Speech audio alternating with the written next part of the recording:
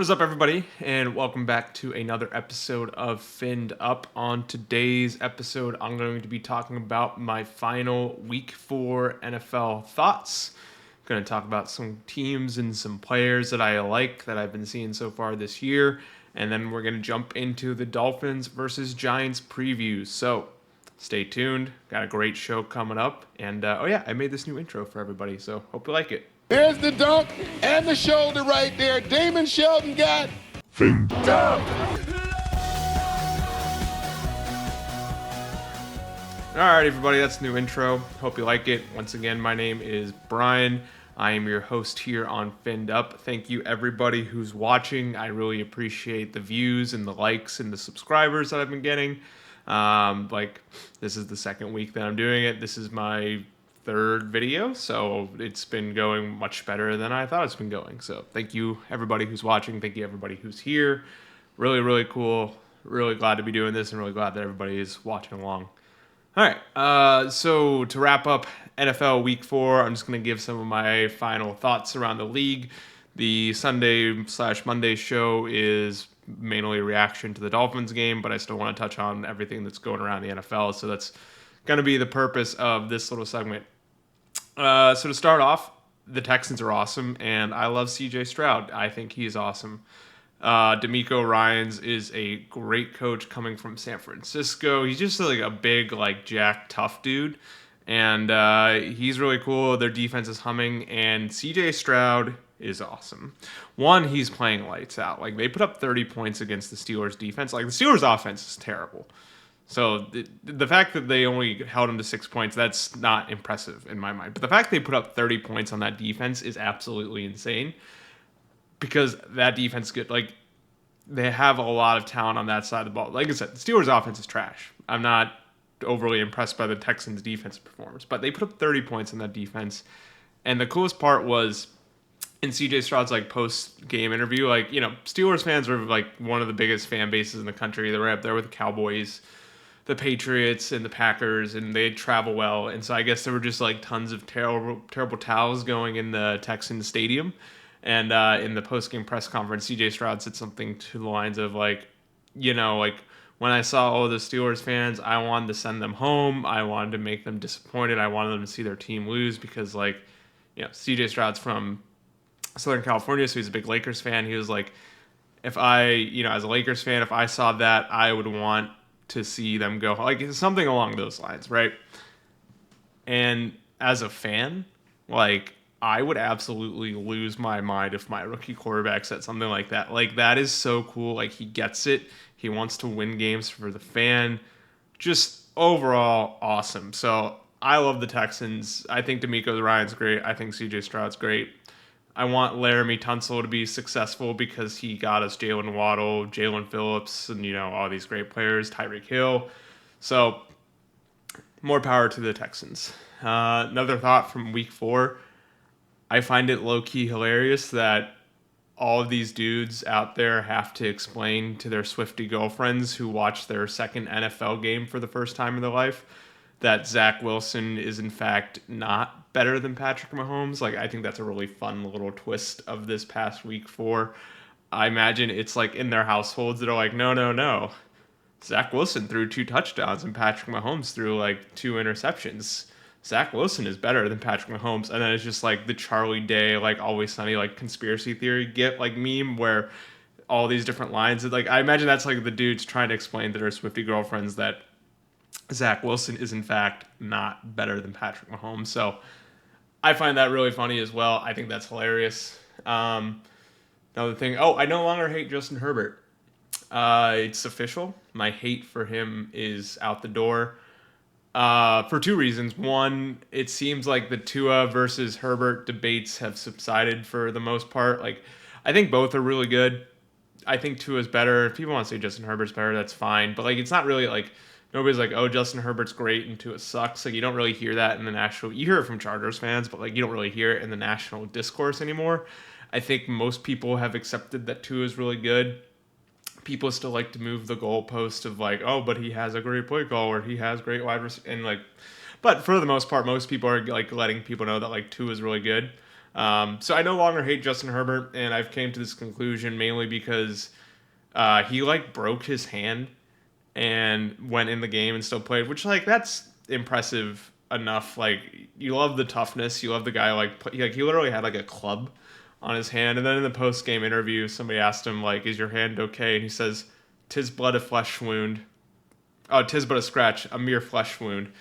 And then somebody asked him like, "Is it actually a flesh wound, or are you just quoting Monty Python?" He's like, "I'm just quoting Monty Python." So like, as somebody who has watched Monty Python, The Holy Grail, upwards of 20 or 30 times in my life, if a dude goes up in a press conference and starts quoting Monty Python, I'm a fan for life. Like, I don't hate Justin Herbert anymore. He's A-okay in my book. And then last but not least, the Bengals and the Patriots are dead. I am kind of bummed about the Patriots, or not the Patriots, sorry, the Bengals side of things. I know, like, there's some hate for Bengals and Dolphins fans, but, like, I'm from Ohio. I lived in Cincinnati for, like, 6 years, and I have a lot of Bengals fans. Joe Burrow's a good Ohio boy. So, like, it kind of bums me out when I say it, but the Bengals are dead. This season's over. They are not making the playoffs. They are not making another playoff run / Super Bowl push. They are dead. So that kind of bums me out. But what does not bum me out is the Patriots are also dead. I know they just traded for J.C. Jackson, but we all watched the Chargers game. We saw what Tyreek Hill did to J.C. Jackson. And their potential Rookie of the Year candidate, Christian Gonzalez, is out, which is a bummer. Matthew Judon's got a torn bicep. He's out. Those are their two best defensive players. Mac Jones and the offense looks horrendous. They can't run the ball. Their offensive line is playing bad and giving up sacks. They're throwing to Mike Gesicki and Devontae Parker, so they essentially have the receiving core of the 2020 Dolphins, which, like, we all saw that unfold. So, that makes me feel good. And, it's looking less and less like I thought it was a foregone conclusion that Bill Belichick was going to beat Don Shula's all-time win record, and it's looking less and less likely, especially with the 1-3 start. I mean, he's only 18 games back, so it's still definitely possible, but it's not looking good right now. So that makes me happy. It's good to know that they are dead. Those are my official two dead teams that were at one point like playoff contenders. Like, obviously the Panthers are dead as well. The Cardinals are also probably dead, although the Cardinals are playing competitive football. But those are like two teams that like could have been playoff teams, but they are dead. So I feel bad about the Bengals. I'm very happy about the Patriots being dead. And that kind of is the Week 4 NFL in Review wrap-up. And we're going to move on to the Dolphins versus Giants preview. And we're going to get started on the defensive side of the ball, more specifically the Giants offense. And I want to preface this by saying I like the Giants. Like, I'm not a fan of the team, but I like them. I liked Eli Manning and Tom Coughlin back in the day. If it wasn't for them, speaking of Belichick and the Patriots, they would have 2 more Super Bowls and an undefeated season, knocking off the 1972 Dolphins is the only team that had an undefeated season. So, like, I like the Giants. I have nothing but respect for them as an organization. So that makes what I'm about to say even worse. They're going to get absolutely waxed. Like, the Dolphins' defense is not playing well, but I promise you the Giants' offense is playing much worse. And that's mainly due to Daniel Jones, who is essentially to the Giants what Ryan Tannehill was to the Dolphins for so many years. He's not a good quarterback. You're not going to win like a whole bunch of games with him and go to the Super Bowl. He's not going to carry the team for you. But like, he played good enough to the point where it's like, oh, like, he's not that bad. Like, and then they give him a big time contract. So they're like kind of in this weird limbo where he's not like Zach Wilson terrible, but he's not like, Tom Brady, Patrick Mahomes level good. Like, he's kind of in this like weird in between where it's like, do you move on from him? Do you not move on from him? And I feel so bad for Giants fans because like this is literally what we had to deal with Ryan Tannehill for like 7 years.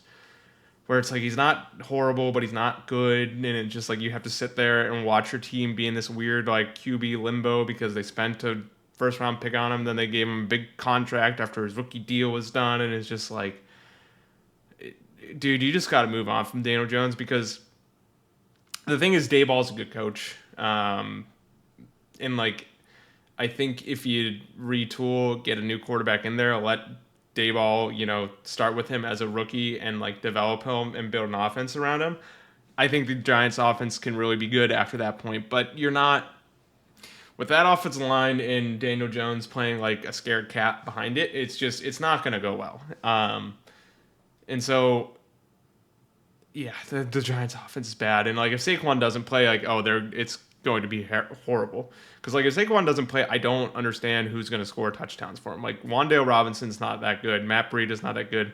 Darren Waller, for some reason, is running wide open every single play, and Daniel Jones is not throwing the ball to him. I don't get it. And like, Darren Waller, I'm pretty sure hates Daniel Jones. Like, it doesn't look good. And I'm pretty sure Dayball also hates Daniel Jones. That little like tablet flip on the sideline in the Monday Night Football game, like, it was equal parts hilarious and sad to watch. So it's just really bad. And like, the Seahawks defense is not that good. I mean, they're much better than they were last year. Devin Witherspoon is a stud, but like, overall, like, that defense isn't great. Like, once again, they're much improved compared to last year. I mean, and Jamal Adams like went out on the first game of the play, which was kind of a bummer. But they got like 11 sacks. They forced a couple fumbles. They got a couple interceptions, and like, the Giants only put up 3 points on them. Once again, the Dolphins' defense hasn't been playing great, but I think they're better than the Seahawks' defense, and I think if we give Vic more time, the defense is going to improve. I kind of want to see young guys get in there, like Channing Tindall and Cam Smith. Like, we spent a second and a third round pick on these two guys. Like, it can't be worse than what I watched Justin Bethel do. So like, maybe we can just give him a shot, see how it goes. But I mean, like, I think this defense is going to feast. That offensive line was bad to begin with, and they're hurt across the board. So if like Christian Wilkins doesn't have a big game, I don't know what's going on. Like, Christian Wilkins and Bradley Chubb have to go off this game against this offensive line, because if they don't, then I don't understand what we're doing. It looks like Jalen Phillips is going to be back, which is good. Andrew Van Ginkel is going to probably play out of his mind again, because that's just who he is. Like, Andrew Van Ginkel's awesome. Him and Javon Holland are the bright spot of this defense. Even despite Javon Holland not having a great game against the Bills, I think he's going to come back and have a great game against the Giants. It's looking likely that Deshaun Elliott is going to come back and play as well, which that defense looked. I think Deshaun Elliott is a good athletic player who can make plays. I think the communication and the leadership in the defensive secondary is really where his value shines, because you see one game without him, and that secondary looked lost. Like, that first touchdown where Gabriel Davis, I don't know what Justin Bethel was doing. He immediately ran backwards, immediately ran forwards, and then Gabriel Davis just ran right by him, and Josh Allen hit him. Like, it's just, if you look at some of the tape, some of this, the things that happened in the game against the Bills, like, it wasn't like the Dolphins defense like isn't talented. They were just lost out there. They just didn't know what they were doing. And so I think with Deshaun Elliott back, another week under the Vic Fangio system, which apparently is really, really complicated and really hard to get down, I think the front four, the tackles and the edge players, I think they're going to play better. The secondary is going to play better. And I think with our linebackers, like, it just is what it is. I don't think David Long and Jerome Baker are going to get much better. So like, I think we just have to accept how things are going to be from the linebacker position. But I think with Jalen Phillips and Deshaun Elliott back, those two groups are going to play much better than they did this past week. And once again, the Giants' offense is the worst offense in football. So that's strongly encouraging.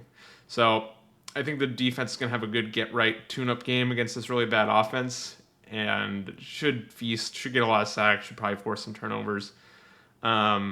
And I feel really good about that side of the ball. And that's going to get to the offensive side of the ball. And we'll start with my boy, the left-hand god, the Samoan Stiper, Tan Marino, Tua Donnie Tagovailoa. Still really good. The Bills' defense is phenomenal. I think I said in the post-game reaction show that, like, I'm going to give the Bills defense all their flowers because Sean McDermott's a really good coach. They have a lot of really good players. Despite Matt Milano being a dirty player, he is really good. Sucks that Trey White went down with an Achilles tear. Like, that dude's a baller when he's on the field. Ed Oliver, Gregory Rousseau, all really, really good players. But like Tua still played well. Like he was 25 for 35. He had 280 plus yards, touchdown, interception. I still put that interception on Robbie Anderson, but I digress. And they were pressuring Tua. They sacked him 4 times. They were making him push, like they were double teaming Tyreek Hill and pushing him off his first read. All these things that like people in the media were saying you have to do. And like did Tua like light him up and throw 5 touchdowns and have 400 plus yards? Like no, but like he had a good game. And like I still think Tua is really good. And he didn't get hurt, which like the past 2 years he has come out of the early Bills game with broken ribs and a lower back injury. It wasn't a concussion. Tua is a good Christian man. He does not lie. It was a lower back injury. It was not a concussion. I would die on that hill. So I think Tua is going to light up this defense. Connor Williams might come back. He might not. I don't know. But if he doesn't, we're going to have Liam Eichenberg back in there at center, which it's been a rough week for Liam. That picture of him with like his legs like spread eagle and like leaning against the Bills defensive tackle, I think it was against Ed Oliver. That's just, the memes are so funny. The memes are so good. But that's just a tough look on Liam's part. And then this whole thing with his burner, which I don't know if it's actually his burner or not, which like, if you look at this Twitter account, it's I'll put it in the comments below. But if you look at this Twitter account, it's just like tearing down Nancy Pelosi and building up Liam Eichenberg, which like that may be the funniest combination of 2 things to constantly post on Twitter. It's like, I don't know if it's his burner or not. Like it might be, it might not be, but if that is Liam Eichenberg's burner, like that is the funniest thing of all time. And I know like Mike McDaniel is a coach who's there for his players. He came out and said it's a good starting point. Like it's something to build off of. And like, I think that's fair. I think that's a fair point. I think it is a good starting point because it literally can't get worse. It cannot get worse for Liam Eichenberg. So like if they're saying like it's starting and it's only going to get better, like that's fair. Cause like if it does get worse, I don't want to know what that looks like because it was hard to watch. So yeah, so hopefully Connor's back. If not, Liam will play well. Teron Armstead's out, which is kind of a bummer. Isaiah Wynn's been fine. The right side of the offensive line's been awesome. Robert Hunt and Austin Jackson, guys have been playing great football. It's been fun to watch. So you guys have been great. I know Austin Jackson came into the season with a lot of questions, and I'm glad that he's showing that like he's developed. Like he was always a super athletic guy, and it's good to know that with some good coaching and some stability and not getting hurt, he can play really good football. So that's awesome. And then I still love Robert Jones ever since the Thursday night game against the Ravens, where he like caught that batted pass and like tried to run it in, but it didn't count. And it was awesome. So Robert Hunt, not Robert Jones. Rob Hunt is still awesome. Next thing going on is with the offense is I want Waddle to do something. Like he was running wide open the entire game of the Bills game, and like I know I said Tua played well, but Tua just like I think he was like the third. He had to be the third or fourth read because Tua was not hitting Waddle. So it's like teams are gonna focus so much on Tyreek Hill. Like it's just gonna happen. Like good defenses like the Bills are going to do that. And like Waddle's been having pretty quiet games so far. And, like I get it. Like he's the number 2 behind Tyreek Hill. But like maybe we can scheme him open. Maybe we can design some plays for Waddle. I don't know. I would just love to see him have a big game. And I think this is a really good opportunity for it. So I don't know. Like 100 yards on a touchdown. I don't think that's too much to ask for Jalen Waddle from this game. Like Tyreek Hill is probably still going to get like 150 yards and 2 touchdowns or something. So I just want to see more Waddle in this offense. And then the last thing I want to touch on with the offense is Devon Achane is awesome.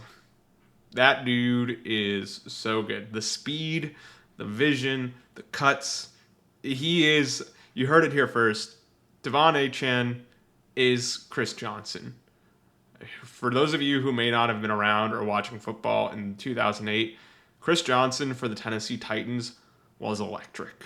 And he was awesome.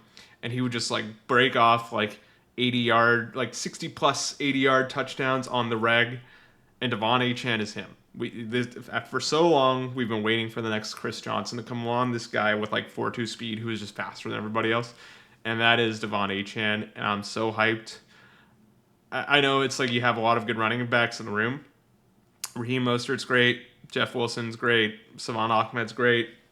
But I don't get how you could watch Devon Achane play and just not be like, well, we just need to keep giving him the ball. Like, I understand probably for like, health concerns and, not overloading him. You probably don't want to like, give him 30 plus carries a game. But I don't see any reason why he shouldn't get like 10 to 15 carries, then like, around 5, targets a game. I think that's totally, totally reasonable. And if he takes like 2 of those to the house, like, I mean, he can. We've seen him do it multiple times.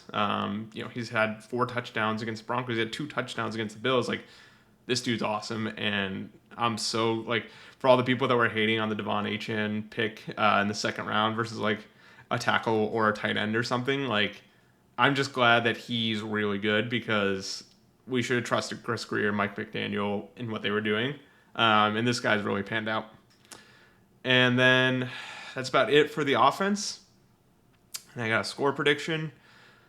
Like I said, I feel bad because I like the Giants. Like, I cannot stress that enough. But the Dolphins are going to wax them. Their defense is going to come alive after getting shellacked by the Bills. And they're going to get after Daniel Jones and make him hate his life.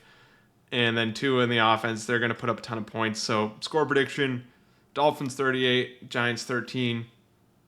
And that's it for the show. Thank you to everybody who watched.